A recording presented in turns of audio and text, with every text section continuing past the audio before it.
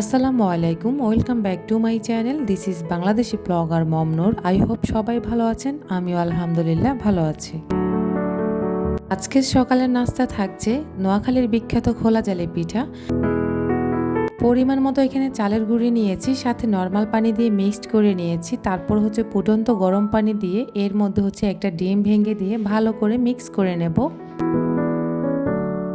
ভালোভাবে মিক্সড হয়ে গেলে আপনারা রেস্টে রেখে দিতে পারেন আধা ঘন্টা কিংবা 1 ঘন্টার জন্য। আর যদি হাতে টাইম না থাকে ঝটপট বানিয়ে খেতে পারেন। আর এই রেসিপিটি করলে আপনার কাছে কোনো ধরনের ঝামেলাই মনে হবে না।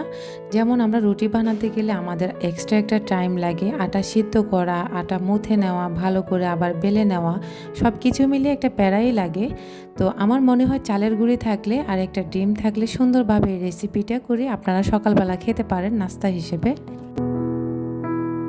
নাস্তা খাওয়ার পরে কিচেনে অনেক ধরনের থালাবাটি জমে যায়, তো সেগুলো হচ্ছে ক্লিন করে নিয়ে এখন হচ্ছে রান্না বান্নার জন্য সব কিছু জোগাড় করে নিচ্ছি আস্তে আস্তে। ওই দিক দিয়ে হচ্ছে আমি ইলেকট্রিক কেটলিতে পানি দিয়ে দিয়েছি, রাইস কুকারে ভাতও চালও দিয়ে দিয়েছি, শুধুমাত্র পানিগুলো ঢেলে দেব। আর এই সাইডে হচ্ছে আমি আদাগুলো ছেলে নেব। যদিও আমি ছুরি দিয়ে বেশি একটা কাটতে পারি না, তারপরও চেষ্টা করি, হয়তো বা চেষ্টা করতে করতে হাতটা এসে যাবে। চেষ্টা চালানো তো আর খারাপ কিছু না। চেষ্টা করতে করতে দেখা গেছে একদিন সফলতার দ্বার প্রান্তে পৌঁছে যাব ইনশাল্লাহ। তো চেষ্টাটা না হয় করতে থাকি, কোনো এক সময় হয়তো বা সফলতাও পাবো। যার আশায় হচ্ছে আমি কখনোই হাল ছাড়ি না। আমি যেই কোনো কাজে একটু হলেও কাজটা করার চেষ্টা করি, দেখা যাক কখনো হয় কি না।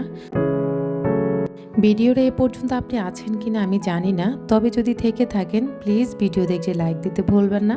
আপনার ছোট্ট একটি লাইকের মাধ্যমে আমি আরও একটি ভিডিও মেক করার উৎসাহ পাই।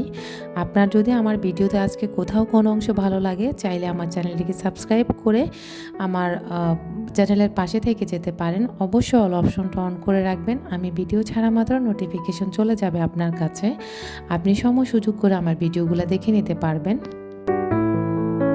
ওই দিক দিয়ে আদা ছিলতে ছিলতে আমার হচ্ছে পানিগুলো গরম হয়ে গেছে, আর আমি হচ্ছে রাইস কুকারে অলরেডি ঢেলে দিয়েছি। আর গরম পানি দিয়ে রাইস কুকারে ভাত রান্না করলে ঝটপট ভাতের বলক চলে আসে। আর রাইস কুকারে ভাত রান্না করতে এমনিতে একটু লেট হয়, তো গরম পানি দিয়ে যদি রান্না করা হয় তাহলে কিন্তু খুব তাড়াতাড়ি হয়ে যায়। আজকে সারাটা ভিডিওতে আপনাদের সাথে আমি কিচেনেই ছিলাম, কারণ হচ্ছে আমার কিচেনে মেলা কাজ জমে গেছে। তো সব মিলিয়ে আসলে টুকিটাকি আজকে ভিডিও করেছি, সাথে আপনাদের সাথেও শেয়ার করেছি। যদি ভালো লাগে তাহলে প্লিজ কমেন্ট করতে ভুলবেন না। আমার এই ভিডিওটি হচ্ছে শুক্রবারের ভিডিও ছিল।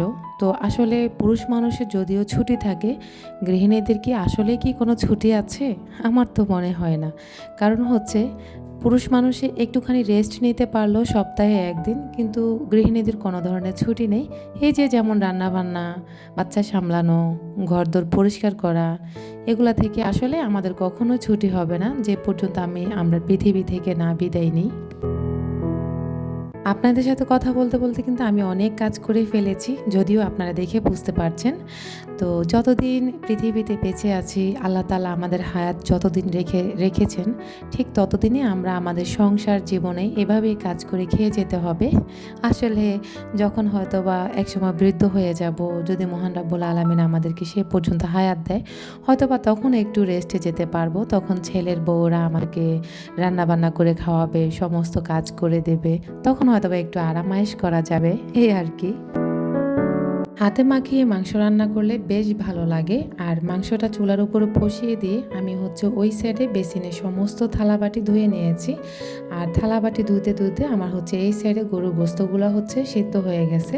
তো আসলে আপনাদের সাথে আর বাকিটুকু শেয়ার করতে পারলাম না, তার জন্য আন্তরিকভাবে দুঃখিত। গ্রাম থেকে আসা আমসত্ত্বগুলো নিয়ে এসেছিল, তো খুবই ভালো লেগেছিল। এখন হচ্ছে এগুলাকে কেটে ভালো করে সুন্দর করে আমি এখন বক্সে ভরে ফ্রোজেন করে রাখবো। আর এগুলা দীর্ঘদিন ধরে খাওয়া যাবে, আর আমি এভাবেই সংরক্ষণ করে থাকি। আজকের মতো এখানেই বিদায় নিচ্ছি। আল্লাহ হাফেজ।